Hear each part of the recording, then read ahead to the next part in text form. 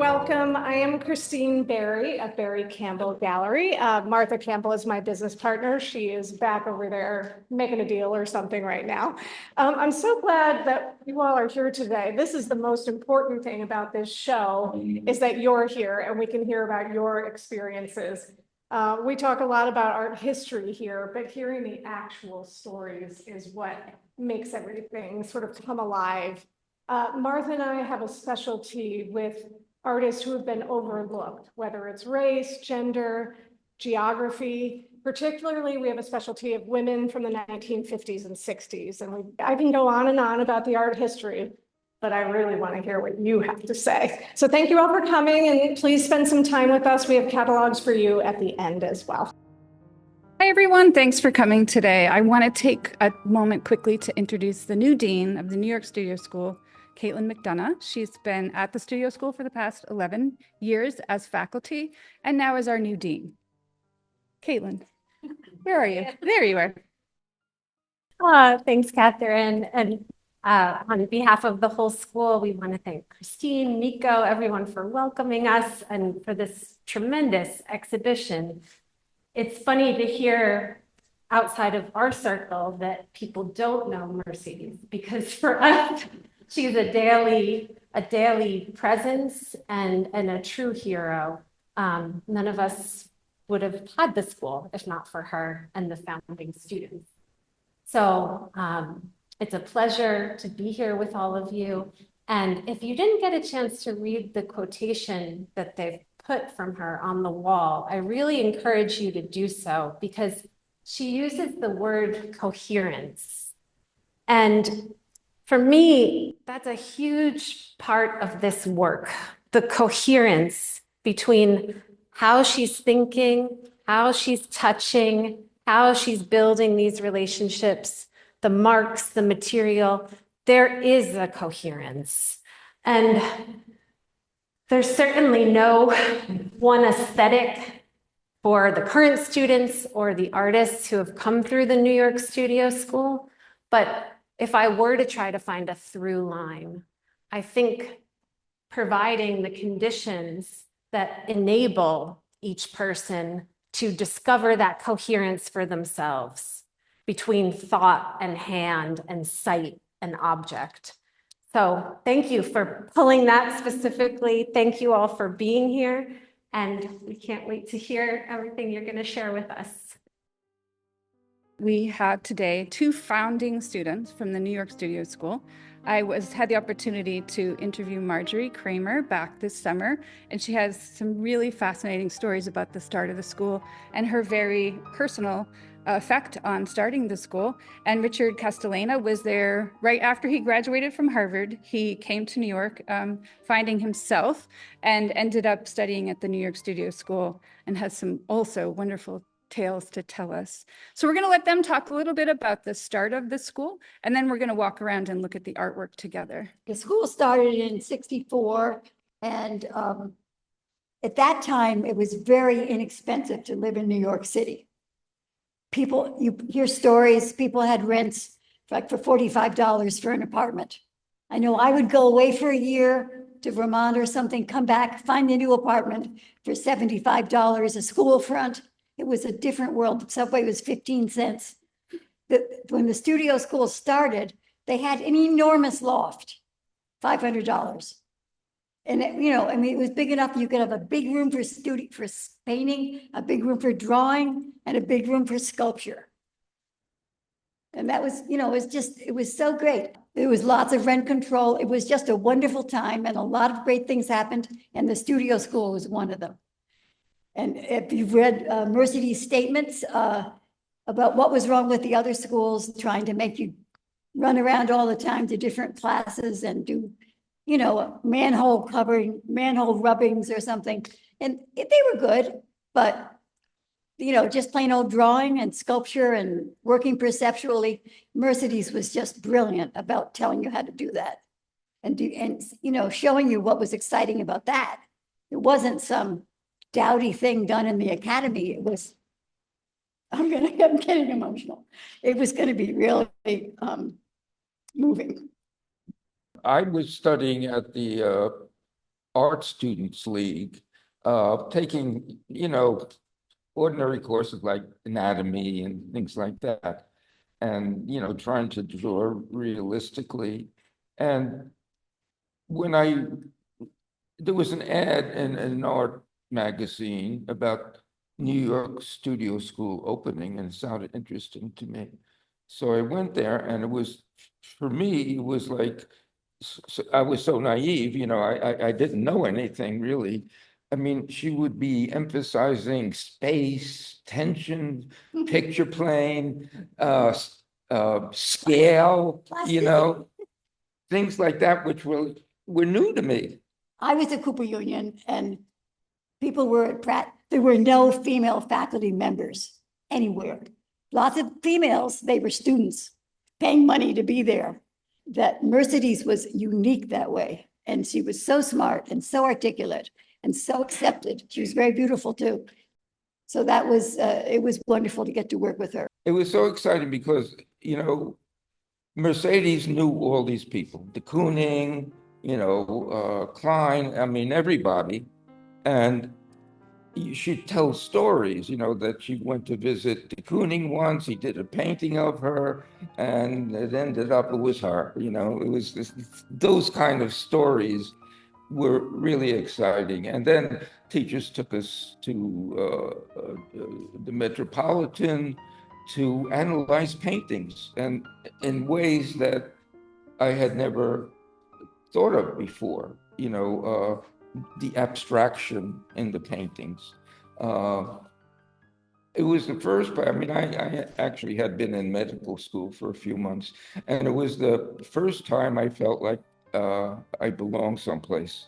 I'd go there in the morning and paint or draw, depending what I felt like, I guess. And then I had a job, sort of a part-time job.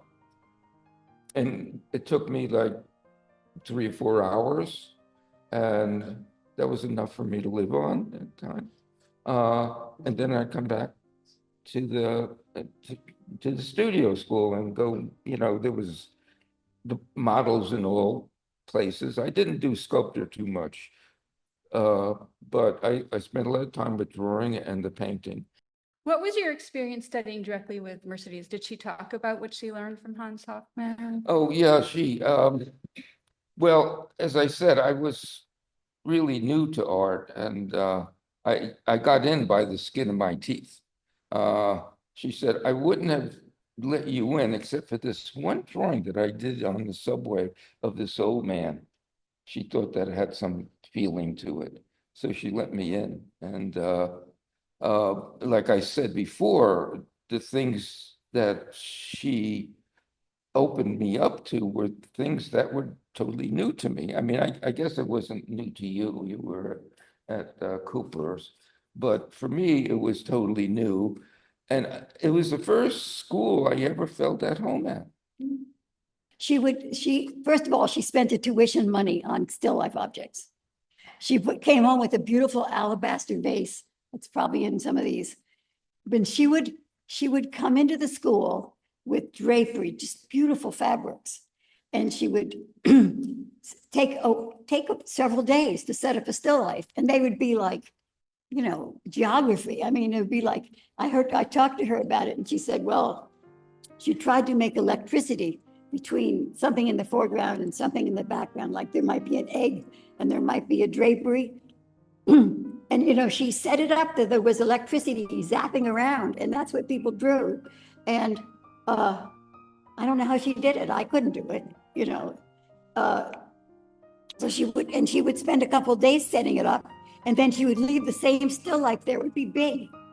And she would leave the same still life there all semester. Both Richard and I worked from the same, same still life all semester. Everyone would come, they would just sit there in the painting room, and you'd come in and you'd do little paintings of it, big paintings of it, maybe work on one painting for 2 months. It was great.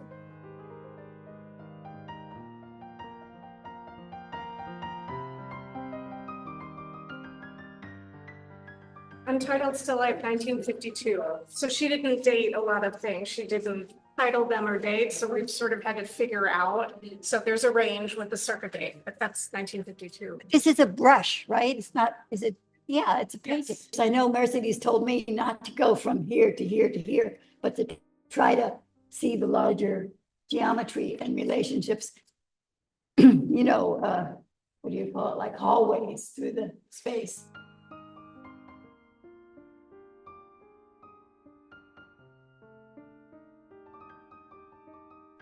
I love this openness that she has. I mean, you could see that it's a seascape, you know, but, you know, with, you know, rocks over there. But it's very airy, you know, it's very airy. And I love that feeling, you know, and you could see the, you know, like here, this orange. And here's the top of something, maybe it's a rock, I don't know. She mentioned how she wanted the painting to emanate light without reflected light, you know. The light comes through the relation of colors. Okay, and I feel that. I feel Yes. that, and that's very much, you know. I have a question really about her.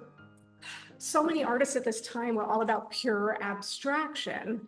And obviously there's representation here. Did she have a particular view that she would say, like that you paint and it needs to be rooted in the real, in reality? Or did she not go there with students? Was it up to you how you were going to interpret the still life?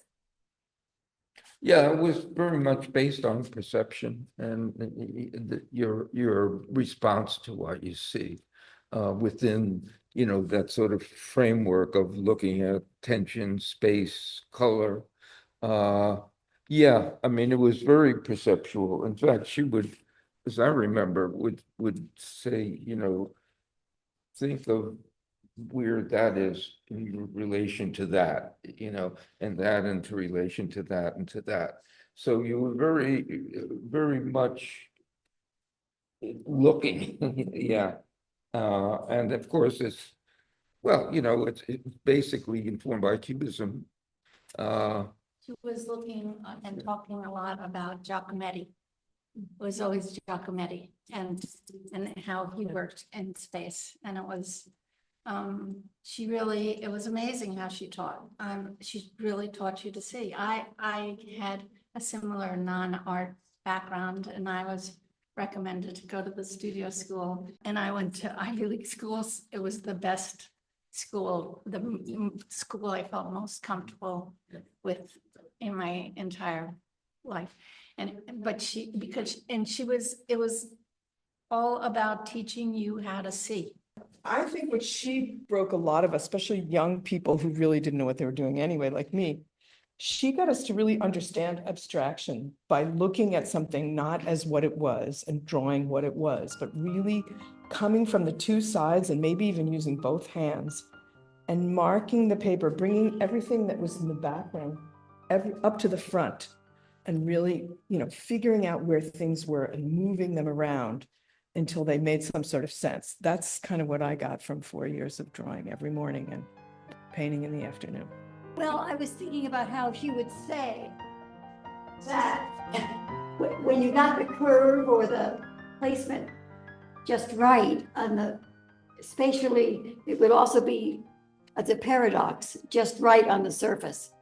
And so you had very much an awareness of the surface and how the lines were sitting on the surface. But if they were the right angle or the right color, they would have both at once. It wasn't like you had to think only about the distance or only about the surface. And I love that. Do you remember her saying that? And then they're like Giacometti, where you stand back and they come into focus. It's the most bizarre thing. You get closer to it and it gets abstract. I mean, it's just a phenomenon. It is about looking too and seeing. You know, Giacometti, of course, came to the school. I know, and because of her husband was born in the same town as Giacometti. Oh, I didn't. And Giacometti gave them a head for their wedding. one of his heads. Yeah, so he was a very big influence, and she wrote a book about him. I don't know. No, I didn't know There's a that. But I know when big- Giacometti came, I was a student. And he only came to America once. And he came down to a lot of people from the art world. The art world was smaller. And he came to the school to visit Mercedes. The students were not there then. And she told me the next day she showed him students' work, including mine. And it's a landmark in my head that she did that. Did you see it? I didn't see him, but we weren't there. But you know, she showed him students' work about the new school she was working on. And he liked your work. He did. He said he liked it. And it's great, you know. It's like shaking hands through centuries of. I have one more insight. Yeah, I've been thinking about it for a long time, which is Hoffman was a force in her life, and so was Giacometti. And I think that her paintings, these still lives, and the rigor of these things are a synthesis of Hoffman's color and picture plane and Giacometti's, you know, intense looking.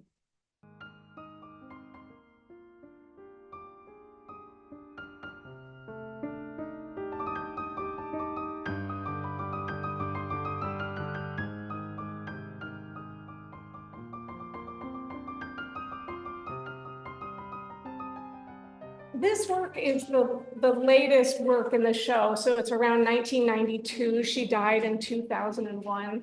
I love this idea that she didn't talk to you about what she was making. I mean, she was so important in the 1950s. You know, she was part of the 8th Street Club, and there were only 3 women allowed to vote at the club, and she was one of them. She was very well respected. So I can imagine this sort of erudite voice and this teaching. I love this whole show. We wanted to show where there's areas of pure abstraction up front. And then towards later on in her career, this is a dense all over painting. And like you said, it's the same principles going on here, but just, I love the intensity of this one. And I love having something later, you know, often in our business, people only want to see one period of work. And I wonder if that was frustrating for her because, you know, that was the pinnacle time, right? In the 40s and 50s for abstract expressionism. So I'm so happy that, you know, founding the school and able to continue to make work. And there was a lot of work, just so you know, there's lots of painting. She kept painting. She was writing, she was, you know, in discourse with all of her colleagues at all times. So I think you have this wonderful teacher who was on the scene. We wanted to show this intensive color because there's a little bit less color in the earlier paintings, but she gets more interested in color. And I don't know if that's from the school or why, but there seems to be more color happening here. I was lucky to get, you know, go in her studio out in the Springs. And that was lucky. I mean, she didn't let people in there that much. And it was a huge room with north light. She had at least a elaborate still lives with beautiful easels, with palette completely laid out in the room for years, and all these beautiful things. So she might have worked on that 10 years, 8 years. I mean, that long. So we wanted to show a real range, to show that she was present in the 30s and really important in the 30s and the 40s and 50s. So that's how we decided. We wanted to do a retrospective, and then we wanted to make sure it was coherent with figures, with still life, with landscape. So a touch on everything, but it's hard. There's still paintings in the back room that we didn't have room for because we want to make it look good. But you know, it's always a difficult process. She has many, many, many wonderful paintings. And there's many, many, many drawings that I'm not sure everyone needs to see either, just like what you all do. So it's kind of choosing through those, maybe saying, maybe we only need 2 figurative works from the 60s in the show. But, you know, we didn't see later works. I didn't see a lot of large scale figurative. It was really still lives toward the latter part, at least what's in the estate now. Excellent. Well, I think it might be time to wrap up. I want to thank Marjorie Kramer. I want to thank Richard Castellana, and of course, Christine Berry for inviting us into this beautiful show. Thank you, everyone.